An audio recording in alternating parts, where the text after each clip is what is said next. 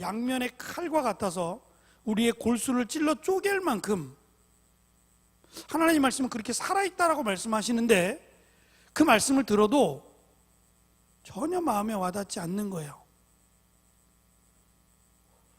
어떻게 그럴 수가 있을까요? 그래서 심지어는 예루살렘 그 대로변에 믿는 자 한 사람을 찾아볼 수가 없다라고 할 만큼 타락했던 시대. 그래서 눈물의 선지자 예레미야가 눈물을 흘리며 하나님을 믿는, 하나님을 찾는 사람이 없다라고 할 만큼 하나님을 믿는다는 것이 참 어려운 일입니다. 특별히 제가 늘 말씀드리지만 모태신앙, 이 못된 신앙이라고 말하는 모태신앙, 어릴 적 엄마 뱃속에서부터 신앙생활을 했던 많은 사람들 중에는 형식적으로 오히려 1세대인, 그러니까 부모님이 전혀 믿지 않아서 나부터 믿었던 1세대인 사람들보다 더 믿음이 없어서 믿음이 생기질 않는 거예요. 그래서 찬양을 드려도 마음이 냉랭하고 말씀을 들어도 전혀 내 마음에 변화가 없는 그런 모습들을 보면 너무 안타깝죠. 그래서 혹시라도 내가 모태신앙인데 내가 엄마 뱃속에서부터 믿었는데 내 믿음이 하나님 앞에서 참 보잘것없다라고 여겨진다면 방법이 없어요.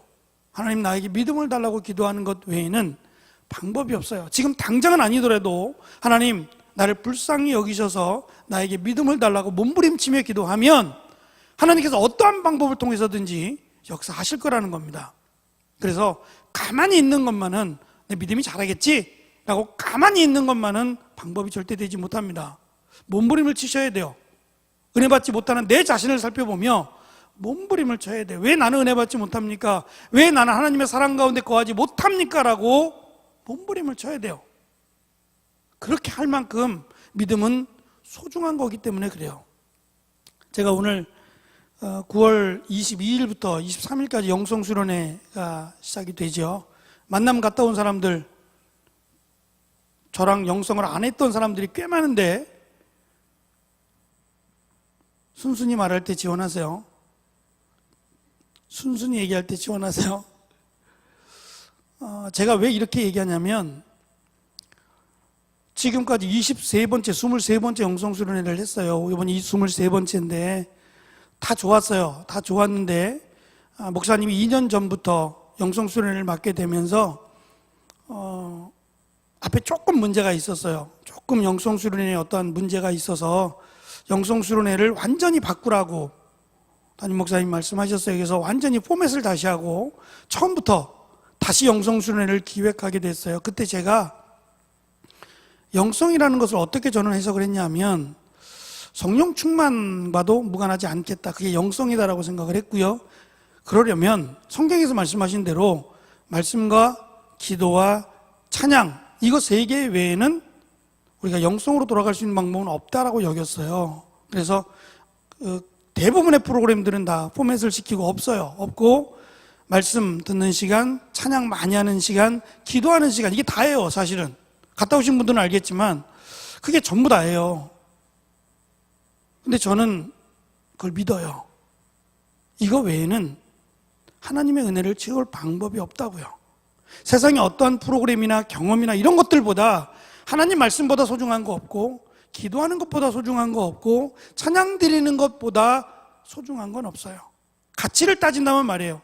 비교할 수 없는 너무너무 소중한 가치를 옆에 두고 내 경험을 놓는다, 프로그램을 놓는다, 저는 이건 원하지 않아요. 성경에서 말씀하신 대로 우리의 눈에 보여지지 않더라도 분명히 말씀 가운데 역사하신 하나님, 기도 가운데 응답하신 하나님, 찬양 가운데 옥문을 열어서 바울과 실라를 감옥에서 나가게 하신 그 능력의 하나님을 믿는 거예요. 그게 믿음이라는 거죠. 그래서 제가 영성수련회 답사를 오늘 봉사자 권사님들과 함께 다녀오면서 특별히 이번에는 장소가 바뀌었어요. 작년과 다른 양주에 있는 동신기도원을 가게 되는데 그 동신기도원의 특징이 뭐냐면 여러 가지가 있겠지만 우리 수련회 다녀왔잖아요. 동계수련회 다녀왔던 장소인데 한 가지를 안 봤어요. 그건 우리가 시간이 없어서도 그랬고 우리 동계수련회 취재하고도 사실 맞지 않아서 제가 데리고 가지 않았는데 그 동신기도원 뒤편에 바로 옆에 십자가의 길이라는 게 있어요. 잠깐 봤을 텐데 그 십자가의 길을 올라가면 걸어서 그냥 보통 걸음으로 가면 20분이에요. 시간을 쟀더니 딱 20분인데 그 이렇게 올라가는 언덕이 높은 것도 아니에요. 등산도 아니고 그냥 이게 쭉 걸어 올라오는 건데 이 걸어 올라오는 동안에 한 8개에서 9개 정도의 그 성경에 나타난 예수님과 관련된 사건들을 이렇게 조형물로 만들어 놨어요. 그런데 그 조형물이 동으로 만든 건데 작지 않단 말이죠. 그 조형물 한 곳 한 곳마다 제가 볼 때는 그냥 가치로 따졌을 때는 1,000만 원 이상이 들어요. 동으로 만들었는데 그 동으로 만든 현장의 사건이 각 곳마다 1,000만 원 정도가 들 거라고 예상이 돼요. 그러면 9개라고 치면 좋게 1억이 되는 거예요. 그런데 그 조형물 뒤에 조그마한 비석이 하나 있는데 그 비석에는 뭐가 새겨져 있냐면 이 조형물에 헌신한 사람들의 이름이 적혀 있어요. 저는 사실 이것도 없었으면 좋겠어요. 이것도 없었으면 좋겠어요. 왜냐하면 하나님이 기억하시면 되지. 그런 마음이 사실 있어서. 근데 그 조형물의 이름들을 보면서 작은 이름들이에요. 작은 이름들을 깨알같이 적어놨는데 이 조형물을 이 사람들의 헌신으로 만들었다는 거예요. 1,000만 원이라고 치면 100명은 안 됐어요. 100명은 좋게 안 됐는데 그러면 이분들이 얼마씩 헌금을 했길래 이 조형물이 만들어진 걸까? 적지 않은 금액이에요. 그런데 이 조형물은 누가 가서 깨부시지 않는 한 100년, 200년을 더 갈 거예요. 그러면 수많은 사람들이 여기에서 이 십자가의 길을 가면서 받은 은혜를 한번 생각해 보세요. 그 가치를 한번 생각해 보세요. 여러분들이 이제 만약에 영성수련회를 가게 되면 반드시 보게 될 텐데 그 보면서 받은 감동과 은혜를 가치로 따질 수는 없겠지만 나뿐이 아니라 수많은 사람들이 여기를 거쳐가서 이 길을 걸어갈 텐데 그 길을 걸어가는 순간순간마다 받을 은혜들을 한번 생각해 보세요. 만약에 200만 원이 필요하다. 제가 볼 때는 그거 보면서 안 할 사람 없어요. 빚을 내서라도 200만 원 할 거예요. 이름이 안 적어지더라도 하세요. 이름이 적어져서 하지 말고. 그거는 저는 조금 반대인데 어쨌든 그 이름들이 하나님은 기억하실 텐데 내가 드렸던 적지 않은 금액이에요. 200만 원이라고 하면 굉장히 크잖아요. 월급보다 많을 수도 있는데 근데 그 200만 원이 이곳을 드나드는 수많은 사람들의 영혼을 회복시킨다고 생각해 보세요. 2,000만 원이라도 하고 싶을 것 같아요. 근데 그 중에는 살아있는 분도 있고 돌아가신 분도 많아요. 그럼 돌아가신 분의 입장에서는 무엇을 남겼어요? 돌에 새긴 자신의 이름도 남겼지만 그 이름이 지워져 버리더라도 자신의 땀이 새겨진 그 물질로 세워진 이 조형물은 남을 거 아니겠어요? 이건 우상이 아니고 성경에 나타난 사건을 조형화시킨 거예요. 그런데 이 조형물을 통해서 성경을 알고 있는 사람들은 하나님 말씀을 기억할 것이며 그 하나님 말씀을 통해서 받은 은혜, 그 그림들이 그려지고 그 그림들을 통해서 여기까지 올라와서 하나님의 은혜가 회복되어서 내려가는 그 한 영혼 한 영혼을 돌아볼 때 얼마나 멋질까, 얼마나 멋질까라는 생각을 해봤습니다. 어느 한 권사님의 이름으로 세워진 건물도 있고요. 얼마나 가치 있고 얼마나 의미 있는 헌신을 했을까라는 것을 돌아보고 왔습니다. 사도 바울은 어쩌면 0.1%에 해당되는 사람이었어요. 지금 시대가 어려울수록 나라의 일을 하는 사람들을 선호하게 되고 또 공무원이나 이런 부분들 안정적인 직장을 선호합니다. 사도 바울은 어쩌면 대제사장 감인 사람일 수도 있어요. 당시의 대제사장은 레위인이 아니었어요. 구약에서는 레위 지파, 레위인만 대제사장이 될 수 있었어요. 제사장, 레위 지파만 하나님의 일을 앞에서 섬길 수 있었는데 이스라엘 백성들이 포로로 잡혀갔다 돌아오면서 이 지파에 대한 영역이 사라져버렸고 레위 지파도 땅을 소유할 수 있게끔 돼버렸어요. 그래서 예레미야에게도 땅을 사라라는 말씀을 하셨던 건데, 그러니까 레위 지파라 그래서 특별히 제사장의 일을 했던 것만이 아니라 헤롯이 자기가 마음에 드는 사람을 제사장으로 세우고 대제사장으로 임명을 했단 말이죠. 그랬다면 사도 바울은 베냐민 지파 사람이에요.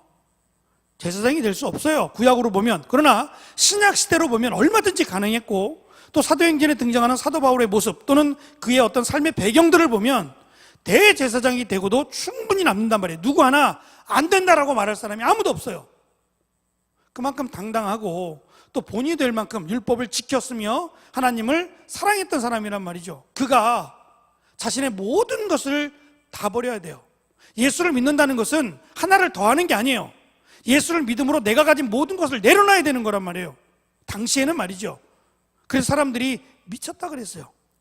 미치지 않고서는 대제사장이 될 수 있는 자격을 쌓아가고 있는 사울이 예수를 믿는다고 말할 이유는 아무것도 없는 거예요. 미친 겁니다. 미친 거. 오히려 그가 가진 지식이 그를 미치게 했다라고 말하는 게 맞는 거예요. 그런데 사도 바울의 입장을 한번 생각해 봐요. 사도 바울은 미친 게 아니에요. 이제야 비로소 내 길을 찾았어요. 이제야 비로소 의미 있는 삶을 찾았단 말이에요. 그게 너무 값지고 너무 귀해서 내가 지금까지 쌓아왔던 모든 것들은 진짜 배설물과 같이 여겨도 눈 하나 깜짝 안 할 수 있단 말이죠. 저는 이게 믿음이라고 봐요.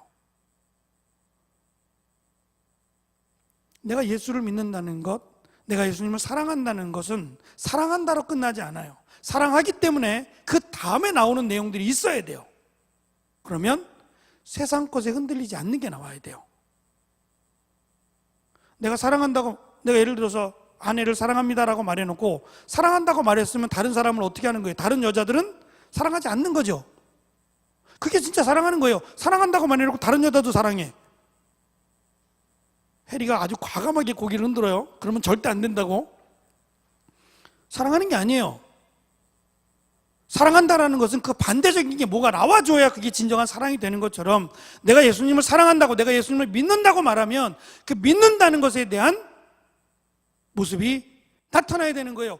사도 바울이 그랬다는 거예요. 어쩌면 내가 사도 바울을 이해하지 못한다는 얘기는 사도 바울이 만난 예수, 사도 바울이 만난 그 은혜의 가치를 나는 받아들이지 못한다는 거예요. 왜 저렇게 살아가? 왜 저렇게 어리석게 살아가? 그렇게 말하기도 한다는 거예요. 그런데 사도 바울을 내가 충분히 이해할 수 있다면, 그래 맞아 라고 나도 공감할 수 있다면 그 공감한 것에 대한 내용이 나와줘야 된다는 거예요. 바울은 오늘 우리가 읽은 말씀에 보면 38절에 이 사람은 이라고 얘기해요. 물론 이방인들이니까 대놓고 예수라고 말하지 않는 거지만 강조하기 위해서 이 사람이 누구야 라고 사람들이 궁금해하게끔 만들기 위해서, 강조하기 위해서 38절을 보면 이 사람을 힘입어 라고 말합니다. 그리고 39절에 가면 이 사람을 힘입어 또 말해요.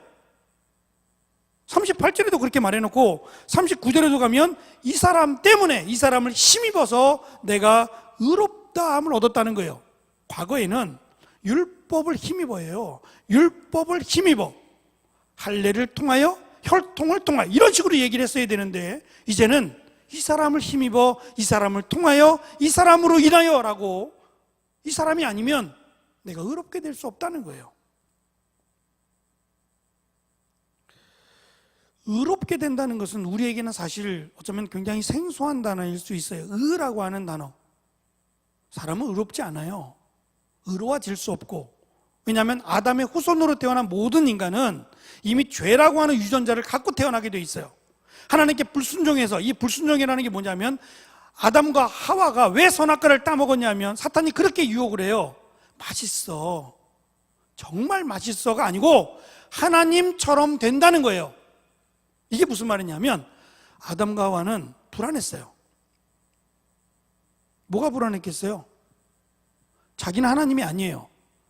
그러니까 하나님의 통치를 받아야 되는데 불안했어요. 하나님이 언젠가 우리에게 나가라. 그럼 나가야 되는 거 아니에요? 내가 하나님이 아닌 이상은 하나님이 언젠가 혹시라도 너 나가라. 그럼 에덴 동산에서 쫓겨나야 되고 심지어는 죽게 될 수 있다는 사실이 불안했어요. 이게 뭐예요? 하나님을 신뢰하지 못하는 거예요. 사탄이 그 틈을 노립니다. 사탄이 괜히 그 얘기를 하는 게 아니에요. 아담과 하와의 마음을 읽었어요.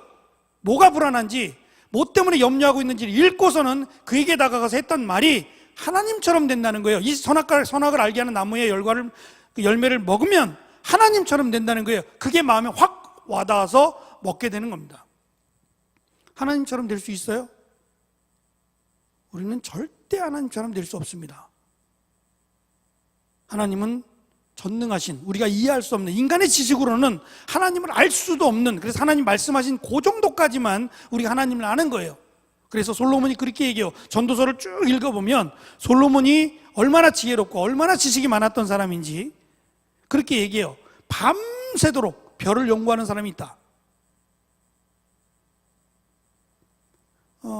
당시 최고의 학문은 점성술이었어요.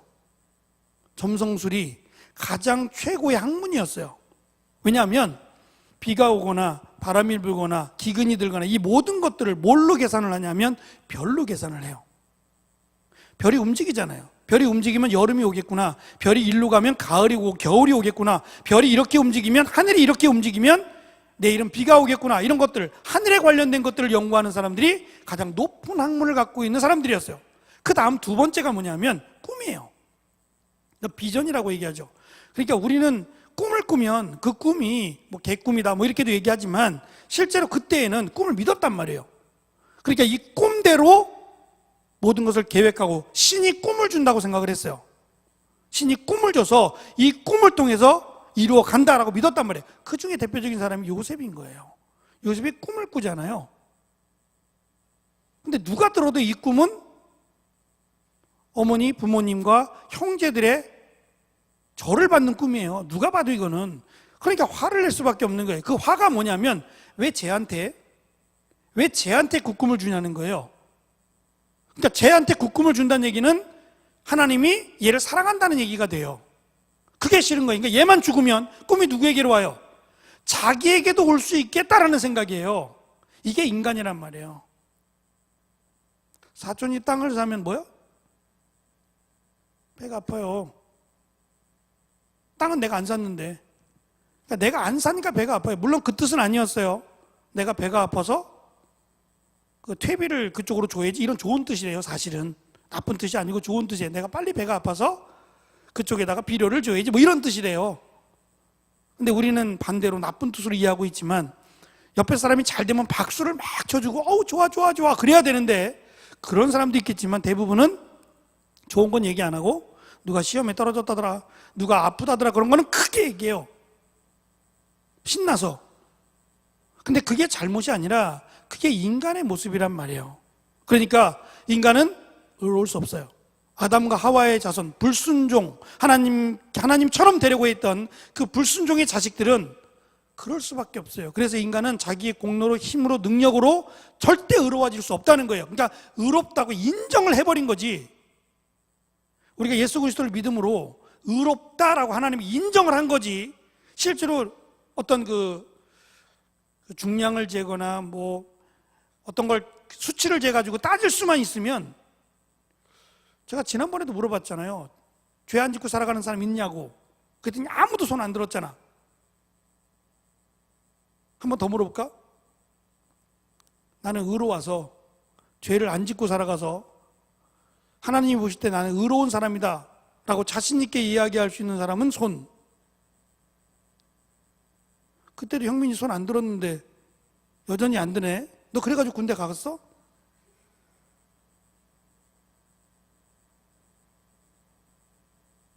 누구도 손을 들 수 없어요. 누구도 손을 들 수 없어요. 손을 든다는 것 자체가 어리석은 거고 교만한 거죠.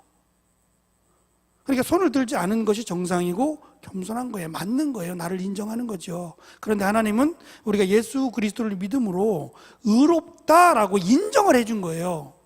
그러니까 인정을 받은 것뿐이지 내가 의로운 건 아니에요. 그러니까 내가 예수를 믿는데도 불구하고, 믿고 살아가는데도 불구하고 여전히 내 나약함이 자꾸 등장을 해요. 바울도 그런 얘기 하죠. 내 안에 두 가지의 마음이 있어서 늘 싸운다고. 바울도 말이에요. 그 성령 충만하다고 말하는 바울도, 하나님의 그 위대한 역사를 만들어갔던 바울도 내 안에 여전히 두 가지의 마음이 있어서 이 두 가지의 마음이 늘 싸운다고. 우리도 늘 싸우잖아요. 지든지 이기든지 늘 싸운단 말이죠. 치고 나면 고민하고 또 기도의 자리로 나오지 않습니까? 그런데 그것 갖고 구원을 받지 않는다는 거예요. 그러니까 우리가 살아있는 동안 노력해요. 말씀대로 살아가기 위해서 노력하고, 내가 거짓말하지 않기 위해서, 하나님 말씀대로 순종하기 위해서 노력을 합니다만은 그게 퍼펙트하지 않죠. 그래서 결국은 우리가 죽을 때까지는 그런 몸부림을 해요. 그래서 저는 이걸 거룩한 몸부림이라고 사실은 표현해요. 거룩하다는 건 아닌데 거룩한 몸부림이라고 표현하고 싶어요. 그래서 조금 더 주님께로 가까이 가는, 나아가는, 그렇게 살아가는 거지 완벽하다고 볼 수 없어요. 그러니까 바울도 내 안에 두 가지의 마음이 있어도 늘 연약하다라고 말은 하지만 중요한 거는 지금 사도 바울이 말하는 것처럼 자기가 가졌던 모든 것, 조금만 더 기다리면, 조금만 더 있으면 이스라엘 백성들이 가장 존경하는 대제사장이 될 수도 있는, 바리새인 중에 바리새인 될 수도 있는 그런 위치에 있었던 바울이 자기의 모든 것들을 그냥 내려놓는 정도가 아니라 이제는 바울이 목숨을 걸고 도망쳐야 되는 위치에 서버렸어요. 더 배신감이 들었겠죠. 그래서 기독교인들을 죽이지 않으면 바울 같은 또 다른 일들이 나오겠다라고 생각하게 할 만큼 그런 위험에 빠지기도 합니다. 바울이 말하는 것은 간단해요. 바울은 우리가 읽었던 38절부터 41절까지의 내용이 딱 끝나고 나서 몇 달이 지나지 않아서 갈라디아서를 쓰게 돼요. 근데 그 갈라디아서를 쓰면서 이렇게 씁니다. 2장 16절에 가면 사람이 의롭게 되는 것은 율법의 행위로 말미암음이 아니요 오직 예수 그리스도를 믿음으로 말미암은 줄 알므로 우리도 그리스도 예수를 믿나니 이는 우리가 율법의 행위로서가 아니고 그리스도를 믿음으로 의롭다함을 얻으려 함이라. 율법의 행위로서는 의롭다함을 얻을 육체가 없느니라 라고 갈라디아서에서 기록하고 있어요. 과거에는 그렇지 않았잖아요. 과거에는 자기의 의, 율법을 지키는 것, 할례를 행했던 것, 또는 아브라함의 혈통을 이어받고 태어난 모든 것들이 구원받을 만한 가치가 있다고 여겨왔어요. 그래서 가난한 자, 유대인들이 그랬듯이 가난한 자, 고아나 과부나 병든 자들은 하나님의 나라에 절대 못 들어가는 사람들로 여겨왔다는 거죠. 근데 오히려 못 들어가는 사람은 그들이 아니라 자기였다는 거예요. 자기. 그래서 바울이 들었던 음성 가운데 사울아 사울아 내 발길질, 그 얘기 했죠. 제가 가시채로 뒷발질하기가 라는 말을 했잖아요. 그러니까 하나님의 말씀을 오히려 반대로 이해를 해서 많은 사람들을 죽음의 길로 이끌어갔다는 거예요. 그게 자기였다는 거예요. 바울은 사실 그 면류관이라는 말을 잘 안 써요. 그러니까 로마서에서 쓰긴 쓰는데 거의 안 써요. 의의 면류관 이런 말들을 우리는 알고 있지만 안 써요. 그 안 쓰는 이유 가운데 하나가 뭐냐면 이게 정확하다는 건 아니에요. 근데 학자들마다 의견인데 이 면류관이라는 단어가 헬라어로는 스테파노스예요. 면류관이 스테파노스인데 이 스테파노스가 누구의 이름인지 아세요? 비슷하잖아. 스테파노스 누구 같아요? 잘 맞추는 승원이가 왔네. 모르겠어? 오랜만에 와서 그래. 감이 떨어졌어 너. 스테파노스 세 글자예요. 이름이 그렇지. 돌아왔네. 스테반. 왜 스테파노스라는 면류관이라는 말을 잘 안 쓰겠어요? 스테반이 죽음과 바울의 시작과 물려 있어요.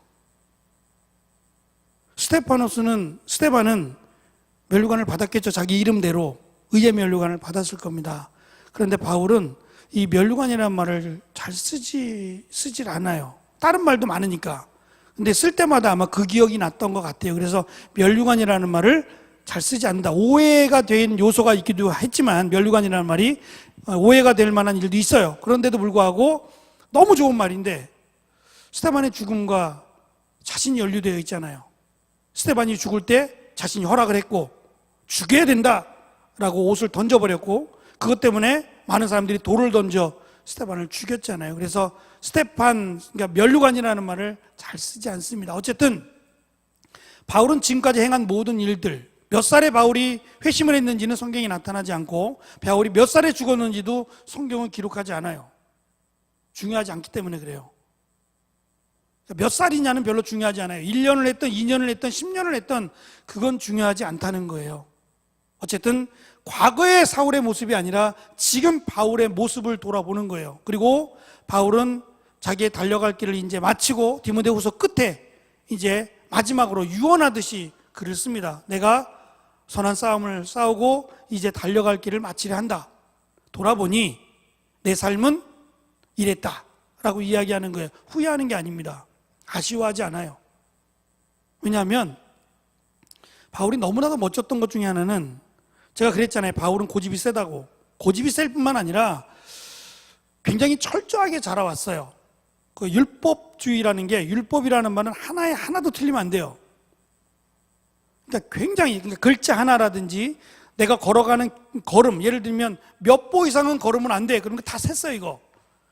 걸음까지 다 셌고, 심지어는 옷에 술을 달 때에도 숫자를 셌어요. 그러니까 머리털까지 세신 바, 이런 얘기가 뭐냐면 그 사람들의 생각이 머리털까지 셀 정도로 민감했단 말이에요. 그러니까 모든 것 하나하나까지 몇 걸음 걷느냐, 옷에 술을 몇 개를 달아내느냐, 이런 것까지 다 계산할 만큼, 그래야 마치 내가 의롭게 되는 것처럼 착각하며 살았으니까 그렇게 꼼꼼하고 철저하던 사람인데, 바울의 행정만큼, 바울의 선교만큼은 막으셨다 그랬잖아요. 베드로를 막은 적은 없어요. 그런데 바울만큼은 예수님께서 막으신 적이 많아요. 로마로 가고자 했는데 막았고, 아시아로 가고자 했는데 막았고, 근데 내가 가기를 원하지 않았는데 가라 그러고, 그래서 바울이 이제는 내가 계산하지 않는다, 내가 계획하지 않는다, 가라 하면 가고 서라 하면 선다, 이게 바울의 생각으로 바뀌어요. 세상 사람들이 볼 땐 바보예요. 무계획 아니에요. 무계획. 하나님이 시키시면 하고 하나님 막으시면 안 한다, 이런 엉터리 같은 생각이 어디 있어요. 근데 바울은 그게 하나님의 뜻인 것으로 받아들여요. 그렇게 살았단 말이에요. 근데 그것을 후회하지 않아요. 하나님이 때가 되어서 나를 걷어가시려고 하면 거기서도 아멘. 아직은 아니다, 감옥에 갇히게 하면 그것도 아멘. 내가 죽고 사는 것 하나님께서 정한 때가 있다, 그렇게 믿으니까 바울은 그냥 나는 달려가기만 한다, 달려가기만 하면 된다라고 고백했다라는 겁니다. 29절에 보면 바울은 13장 29절이죠. 13장 29절에 가면 나무에서 죽으신 분, 38절에 가면 죄가 무엇인가, 39절 믿음 의롭다 인정됨 율법을 비교하고요. 마지막 43절로 내려가면 은혜에 대해서 이야기를 해요. 이게 전부 다 예수 그리스도에 관한 겁니다. 예수님께서 왜 십자가에 달려 죽으셨는지 자기는 이해가 안 됐어요. 자기만이 아니라 모든 유대인들이 이해가 안 됐어요. 십자가에 달린 사람, 우리가 생각하는 이런 십자가 형틀에 매달린 사람은 T자가 됐던 십자가가 됐던 중죄인이에요.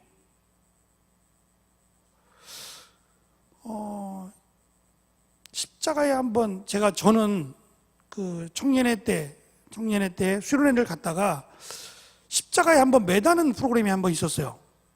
끈으로 묶는 건데, 그냥 십자가에 발판도 하나 만들고, 못을 박으면 큰일 나니까 발판을 만들어 놓고 그 발판에 서는 거예요.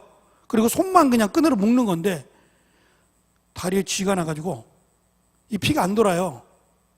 발이 이렇게 제대로 땅에 안 닿으면 혈액순환이 안 되더라고. 이게 중력의 법칙인가 봐요. 그러니까 우리가 땅을 딛고 살면 혈액순환이 되는데, 이게 다 발이 땅에 안 닿으면 피가 안 돌아요. 맞아요, 이게?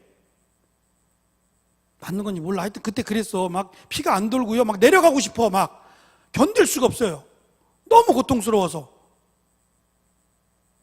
근데 이 고통스러운 형벌은 중죄를 진, 도저히 용서받을 수 없는 사람을 십자가에 매달았단 말이에요. 굉장히 오래전부터. 그러니까 십자가에 매단 사람은 많은 사람들이 보고 그 사람을 향해서 돌도 던지기도 하고, 죽어 마땅한 사람이라고 여겨진 사람만 십자가 형틀에 매단 거예요. 그러니까 바울의 입장에서, 사울일 때 예수라는 사람이 십자가에 매달렸다, 요거 하나만 가지고도 예수는 죽어야 될 사람이에요. 그리고 예수님을 향해서 유대인들이 뭐라고 얘기했냐면 신성모독하는 사람이라 그랬어요. 너희들이 어찌하여 나를 죽이려고 하느냐 물었을 때 유대인들이 하는 말은, 대표적인 얘기가 그거예요. 당신이 하나님이냐? 내가 하나님이라고 말하는 그것으로 인해서 신성모독했으니 당신은 죽어 마땅하다, 이거예요. 근데 예수님이 내가 하나님인데, 내가 하나님이라고 말하는 것이 무엇이 잘못이냐고 얘기했어요. 깨닫지 못하고 이해하지 못하는 너희들이 어리석다라고 말씀하셨어요. 어쩔 수 없는 거예요. 예수님을 예수님으로 믿지 못하는 것 어쩔 수 없어요. 지금도 마찬가지일 거예요. 지금 예수님 오셨다고 오시면 끝나는 거지만 지금 이 시대가 예수님 당시 시대라고 하면 지금도 예수님을 믿지 못하는 사람들이 굉장히 많을 거예요. 예수님께서 말씀하신 내용이 얼마나 많고 예수님께서 보여주신 기적들이 얼마나 많아요. 우리 같으면 하나만 봐도 믿지 않을까요? 죽은 자를 살린 거 하나만 봐도, 병든 자를 고치는 거 하나만 봐도, 일어나 걸어라 말씀하시니 언제 그랬냐 싶게 코미디처럼 들고 일어나는 모습만 봐도 그냥 막 가슴이 두근두근거리고 막 예수님을 따라야겠다는 마음이 들지 않겠어요? 근데 오히려 죽여야겠다는 마음이 든다는 거예요. 그게 인간이에요. 그래서 믿는 사람은 하나님의 은혜를 받은 사람이라고 결론을 내릴 수밖에 없어요. 예수님을 믿게 되는 것, 지금 내가 예수님을 믿고 있는 것은 하나님의 큰 은혜를 받은 거예요. 특히 내가 예수님을 믿은 연수가 10년, 20년, 30년 이렇게 됐다 그러면 정말 감사한 겁니다.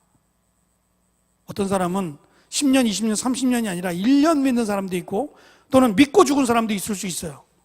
그것도 다행이지만 예수님을 모르고 살았던 시간이 얼마나 안타깝겠어요.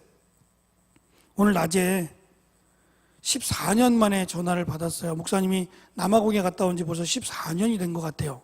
38살에 왔으니까 14년이 됐네요.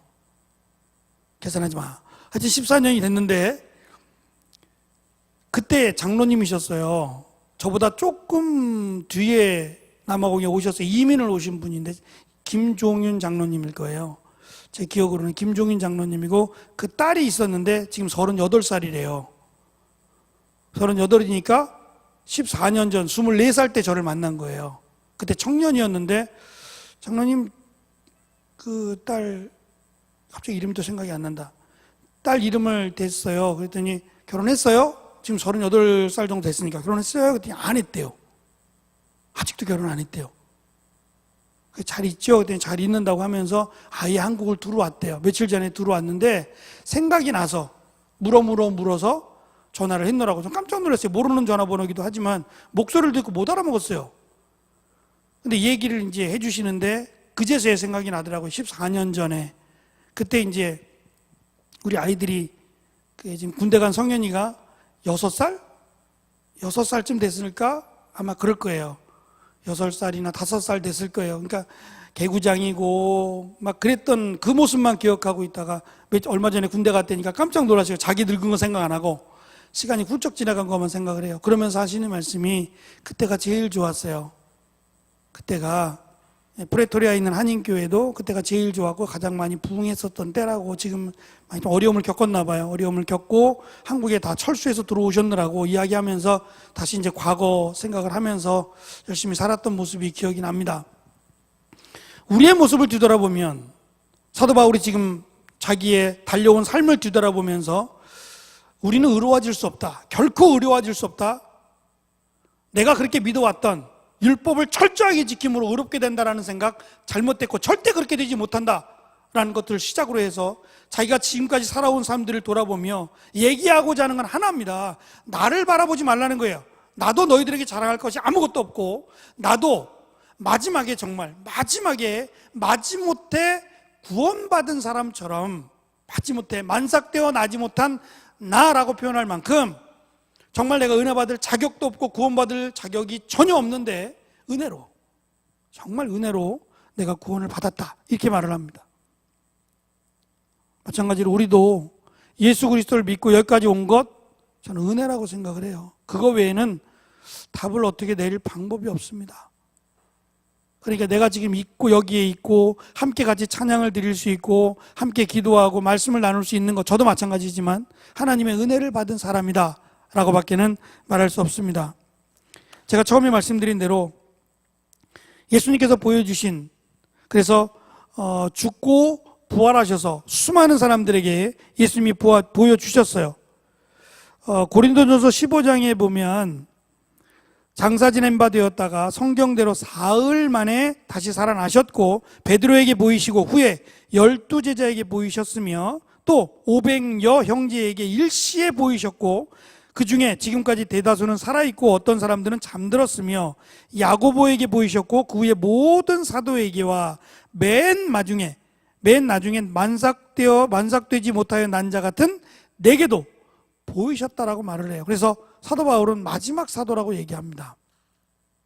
사도 바울을 마지막으로 사도는 없어요. 그리고 그 뒤에 사도 바울의 사도, 속사도라고 얘기하는데, 사도 바울의 사도, 그들에게도 편지가 있어요. 속사도, 교부들이라고도 얘기하는데, 이 교부들의 편지가 있는데 이거는 성경으로 인정하지 않습니다. 성경은 예수님을 직접 보고 예수님의 말씀을 직접 들었던 그들의 편지까지만 하나님의 말씀으로 인정을 하고 우리가 지금 갖고 있는 거예요. 그래서 문헌으로 보면 속사도의 편지들이 또 있어요. 성경의 내용과 거의 비슷하긴 한데 어쨌든 한 달이 건너가기 때문에 그 사도들의 제자, 속사도의 편지들은 성경으로 인정하지 않습니다.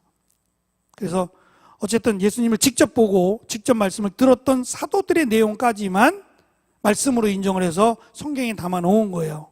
그리고 사도 바울이 맨 마지막, 어쩌면 사도 바울은 사도라고 불리울 자격이 없어요. 사도라는 것은 예전에 마띠아를 뽑을 때, 사도행전 시작하면서 가룟 유다가 죽고 마띠아를, 제비를 뽑아 마띠아를 뽑을 때 그 기준이 뭐였냐면 예수님을 살아계실 때 예수님을 본 사람, 3년 동안 예수님을 따라다닌 사람, 예수님의 죽음과 부활을 본 사람, 이게 기준이었어요. 근데 사도 바울은 예수님이 죽으신 뒤에, 죽고 부활하시고 승천하신 뒤에 사도가 된 사람이잖아요. 그러니까 사도가 될 자격이 전혀 없어요. 그게 문제가 돼요.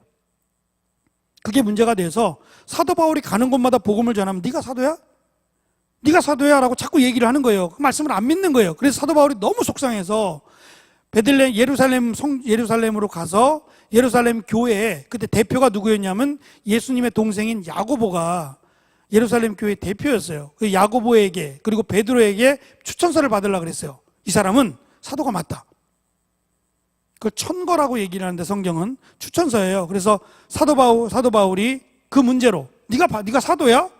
넌 예수님을 직접 만나지도 못했잖아. 예수님을 3년 동안 따라다닌 사람도 아니잖아. 라고 얘기하면서 안 믿으려고 그러니까 자꾸 쫓아내려고 하니까 속상해서 그 추천서를 받기 위해서 예루살렘으로 몇 번을 가려고 했어요. 누가 막았어요, 이거? 누가 막았을까요? 물론 여러분이 안 막았어요. 저도 안 막았고 주께서 막으셨다고 얘기를 해요. 왜 막았을까요? 주님이 왜 막으셨어요?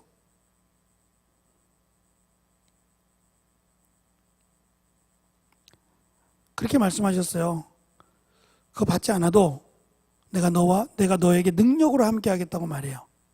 그래서 사도 바울은 어쩌면 다른 사도들, 다른 제자들보다 더 많은 능력이 있는 것처럼 마치 성경에 기록하고 있는 이유는 더 많은 능력이 있어서 그런 게 아니라 사도 바울에게는 그것이 절실하게 필요했어요. 다른 사람들은 사도라고 인정을 받았지만 사도 바울은 인정을 못 받았어요. 그것 때문에 힘들어했고 심지어는 매를 너무 많이 맞았어요. 죽도록 맞았어요. 매를 맞아서 그 맞은 매 때문에 간질이라고 하는, 갑자기 거품 물고 쓰러지기도 하는 거, 또는 안질이라고 해서 앞을 볼 수 없어요. 눈물이 질질 흐르고 진물이 나고 막 이래서 네 병도 고치지 못하면서 무슨 예수를 믿으라고 하느냐라고 오히려 손가락질하는 일들이 많았어요. 그것 때문에 바울은 너무너무 속상해서 자기를 위해서가 아니라 복음을 위해서 3번씩이나 기도해요. 내 육체의 가시를 좀 빼달라고. 이걸 사탄의 가시라고 표현했는데 이 육체의 가시를 좀 빼주면 하나님은 이거 아무것도 아니잖아요. 자기가 낫게 한 사람만 생각해도 이거보다 더한 병을 갖고 있는 사람도 낫게 했고 심지어 죽은 자도 살았단 말이에요. 근데 그건 자기는 못해요. 내가 내 병을 낫게 할 수는 없는 거 아니에요. 허락하셔야 낫는 거예요. 예? 그러니까 제가 여러분들 기도원 가지 말라는 이유가 뭐냐면 병을 낫게 하는 건 그 목사님이 아니에요. 제자들이 왜 병을 못 고쳤어요? 그 능력은 제자들에게 있는 게 아니라니까요. 제자들이 말하는 예수 그리스도의 이름의 능력에 병이 낫는 거예요. 그러니까 그 목사님이 병이 낫게 하는 게 아니라고. 그 목사님이 지금 전하고 있는 그 말씀의 능력이 내가 그걸 믿을 때 나는 생각도 안 하고 전했는데 갑자기 병이 낫는 일이 생겨요. 어떤 사람들은 주여 손 들고 기도하가 병이 나요. 그러면 제가 더 놀라겠죠. 난 지금 저 사람 병 나라고 얘기한 거 아닌데. 제자들에게 능력이 없어요. 제자들에게 필요한 것은 예수 그리스도의 이름을 믿는 거예요. 믿고 전하는 것만이 제자들에게 말씀하신 거예요. 그러니까 바울도 그렇게 능력이 많았다면 자기 병을 왜 못 고쳐요? 허락하셔야 되는 겁니다. 주께서 허락하셔야 병을 고치고 그러니까 자기 마음대로 할 수 있는 게 아니에요. 이 능력을 내 마음대로 쓸 수 있는 것도 아니고. 근데 예수님 막으셔요. 그 이유는 이 병이 나아서 복음을 더 전할 수 있고 쉽게 전할 수 있는 거 좋아요. 문제는 이것 때문에 바울이 교만할 수 있다는 거예요.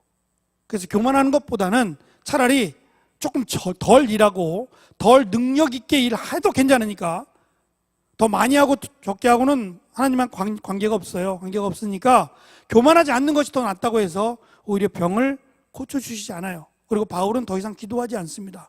3번을 기도해도 허락하지 않으셔서 그걸 끌어안고 가요. 끌어안고. 그래서 이것 때문에 바울은 굉장히 힘들어했어요. 특히 그때는 말을 타고 가거나 마차를 타고 가는 게 아니라 바울은 걸어 다녔어요. 계속 걸어 다니다 보면, 우리가 태국 가서 느낀 거지만 태국은 제가 왜 더운지, 왜 이렇게 덥게 느꼈는지 알았어요. 이번에 가서 하늘이 높아.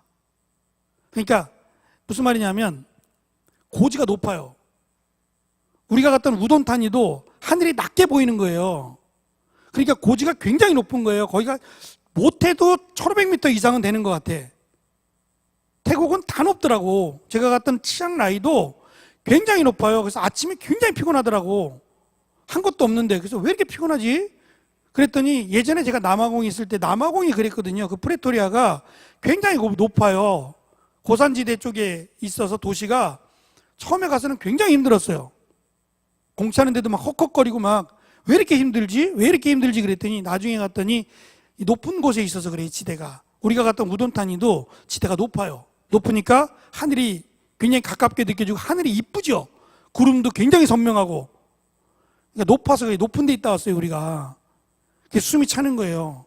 근데 가다 보면 태국도 이렇게 높다 보니까 굉장히 더운 걸, 뜨거운 걸 쉽게 느끼는 것처럼 바울이 갔던 곳은 다 평지만은 아니에요. 고산지대도 있고 산을 넘어가야 되는 것도 굉장히 많은 거예요. 몸도 불편한 사람이.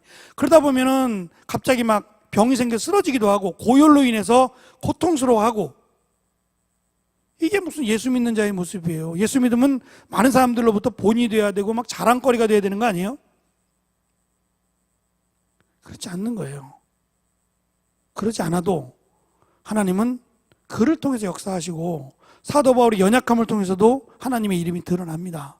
그러니까 내가 부족하다 그래서 하나님이 연약한 거 아니에요.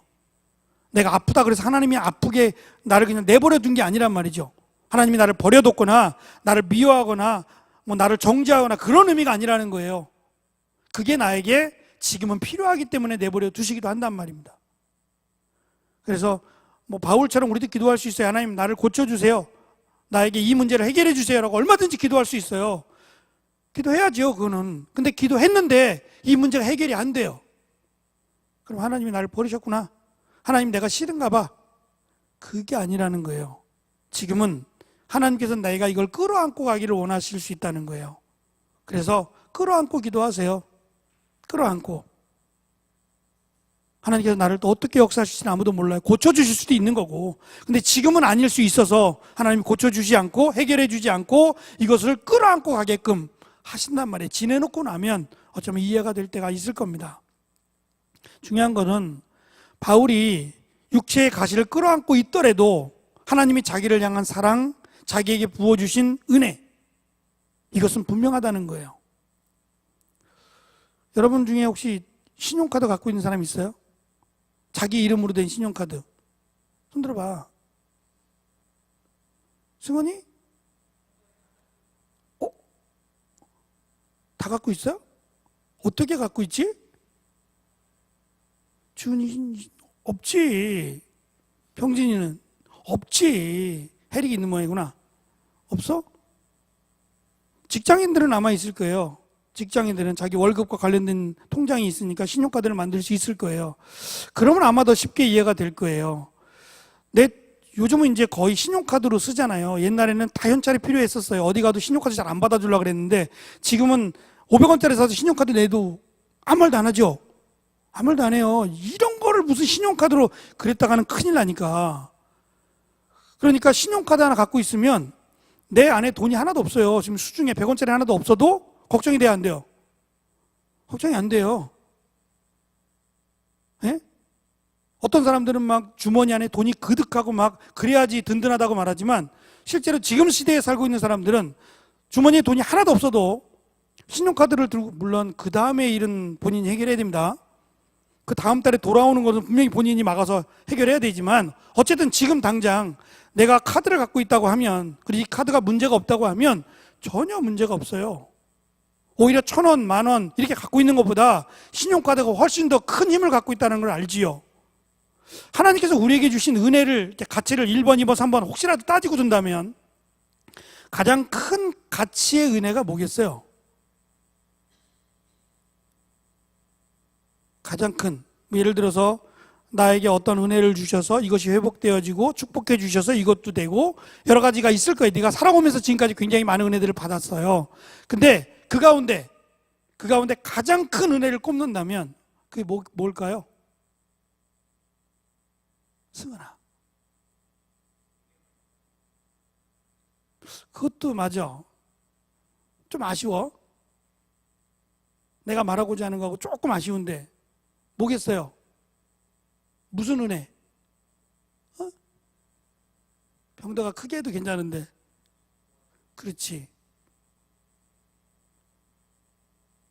구원의 은혜는 무엇과도 바꿀 수 없어요.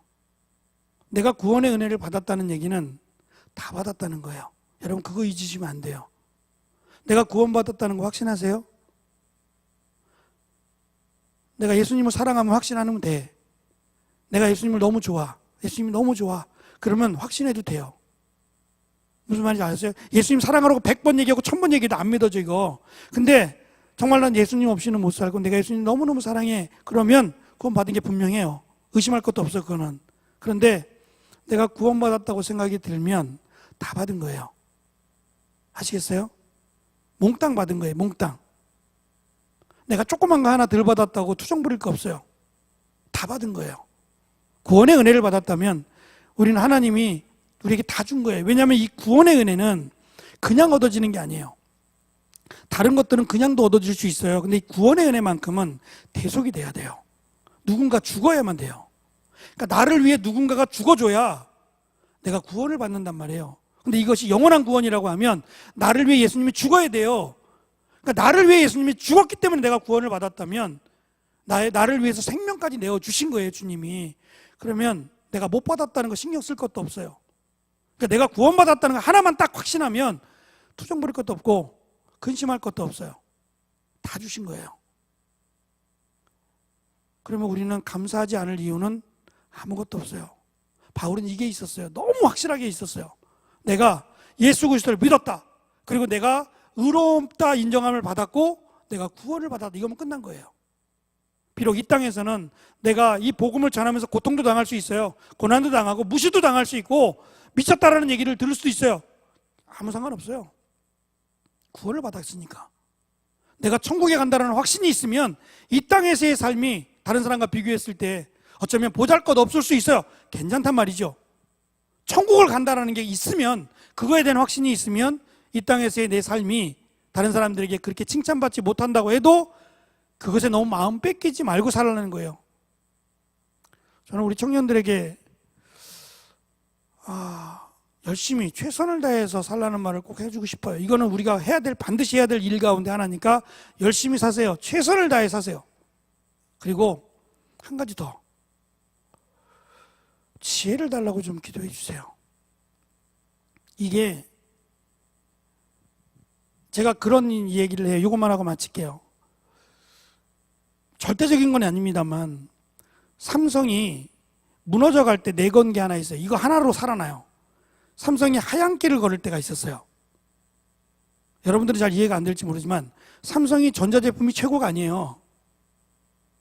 오히려 다른 데가 더 전자제품이 좋았고, 그때는 일제 소니라든지 일제 것이 훨씬 더 인정을 받았던 시대에 정말 하얀 길을 걸어갈 때가 있었어요, 삼성이. 근데 이거 하나로 삼성이 역전을 하고 지금까지 버틸 수 있어요. 그게 뭔지 아세요? AS예요. 이것 때문에 살아나는 거예요. 여러분들 삼성 살 때 뭐 보고 사요? 제품이 좋아서? 물론 그럴 수도 있겠지만 망가지면 새 거 준다는 거 아니에요. 1년 안에 망가지면 새 거 준다. 지금은 많이 줘요. 많이 바뀌었어요. 많이 바뀌었지만 그때는 그렇지 않았어요. 삼성이 AS를 딱 걸었을 때에는 AS가 그렇게 좋지 않았단 말이에요. 근데 이거 하나로 삼성은 회생을 해요. 하나가 99보다 나을 때가 있어요. 이해가 되세요? 이거 하나가 99를 바꿔놓을 수 있다고요. 우리가 최선을 다해서 살아가고 하나님 나에게 주신 여러 가지 능력 가지고 최선을 다해서 정직하게 열심히 살아가는 것 필요합니다. 그런데 하나님이 주시는 지혜 하나가 99를 바꿀 수 있어요. 그래서 우리는 꼭 빼놓지 말고 기도해야 될 게 하나님 나를 인도해 달라고, 그리고 지혜를 달라고 기도하세요. 이 지혜 안에는 우리가 상상할 수 없는 게 들어있어요. 좋은 사람을 만난다든지 아니면 어떻게 바뀌어 가든지 이것이 우리는 계산이 안 돼요. 이거 안에는 정말 영역은 계산이 안 되는 영역이에요. 이게 얼마나 크고 놀라운지 솔로몬은 이거 하나로 바뀌어요. 이거 하나로. 원래 솔로몬이 그렇게 대단한 인물이 아니에요. 근데 이거 하나로 솔로몬은 대표적인 인물이 돼요. 그러니까 굉장히 크다고 생각하시고 여러분 열심히 최선을 다해 성실하게 살아가세요. 대신 하나님 나에게 지혜를 달라고 그렇게 기도하세요. 이건 하나님이 주시는 은사예요. 지혜를 달라고 기도하세요. 하나님께서 어떻게 우리를 이끌어 가실지 모릅니다. 그런데 이것만 달라고 그러면 안 돼. 성실하고 진실하게 살아가는 건 정말 필요합니다. 안 믿는 사람도 정직하고 신실하게 살아가니까 정직하고 신실하게 살아가되 잊지 말고 하나님 나는 부족합니다. 나는 연약합니다. 나에게 지혜를 주시고 나를 인도해 달라고 기도하세요. 그러면 전능하신 하나님께서 우리를 어느 길로 어떻게 인도하실지는 아무도 몰라요. 근데 그것을 기대해 보세요. 하나님께서 이스라엘 백성들을 버린 게 아니에요. 훈련시키신 것이고 하나님을 믿게 하기 위해서 그들을 사랑하니까 특별한 방법을 택하신 것뿐이지 미워하신 게 아니에요. 그러니까 우리도 하나님 앞에 기도하세요. 내 부족함을 안다면 말이죠. 여러분의 인생을 놓고 하나님 나에게 지혜를 주시고 나를 인도해 주자라고 기도해 보세요. 분명히 하나님은 살아계셔서 어떠한 계기를, 사람을 만나든 어떠한 일을 통해서든지 분명히 우리를 인도하십니다. 그러니까 그걸 내가 느끼고 있다면 기도할 거야. 요즘 새벽에 안 나오는 안 나와. 방학인데 좀 나오세요. 나와서 기도하시고. 여러분 인생이 걸린 문제예요. 내가 노력하는 것도 중요한데 기도하세요. 나와서 기도하세요. 하나님 분명히 기도하는 자의 기도를 외면하지 않으신다 그랬어요. 믿고 기도하세요. 담대함을 가지고 하나님 도와주세요. 저녁에 좀 일찍 자고 쓸데없이 시간 보내지 말고 일찍 자세요. 일찍 자고 새벽에 나와서 기도해 보세요. 성경에 나타난 전능하신 하나님이 우리의 길을 인도하실 겁니다. 바울은 그걸 믿었기에 죽음을 앞에 두고 두려워하지 않고 오히려 담대하게 자기가 가진 모든 것들 끌어안고 육체의 가시라도 끌어안고 불평하기보다는 오히려 감사함으로 삶을 살아갑니다. 멋지잖아요. 우리에게 주어진 한 번의 삶, 그리고 천국을 갈 건데 이 한 번의 삶이 정말 많은 사람들에게 위로가 되고 힘이 있는 삶이 되었으면 좋겠어요. 여러분들 멋진 장로가 되시고 멋진 권사님들 되세요. 그래서 우리 자라나는 학생들에게 좋은 모델이 되어주세요. 나도 저런 장로님처럼 멋진 장로님이 돼. 그래서 나도 이 장로님처럼 될 거야. 권사님처럼 될 거야. 이렇게 좋은 모델이 되어주시기를 바랍니다. 기도가 마치겠습니다. 바울은 자기가 지금까지 태어나면서부터 갖고 있었던 모든 것들을 정말 배설물과 같이 버립니다. 아까워하지 않습니다. 받은 구원의 은혜가 너무 크기에 이런 것들을 생각할 겨를도 없습니다. 달려가는 것만이 지금 자기의 길이라고 생각하고 있기 때문입니다.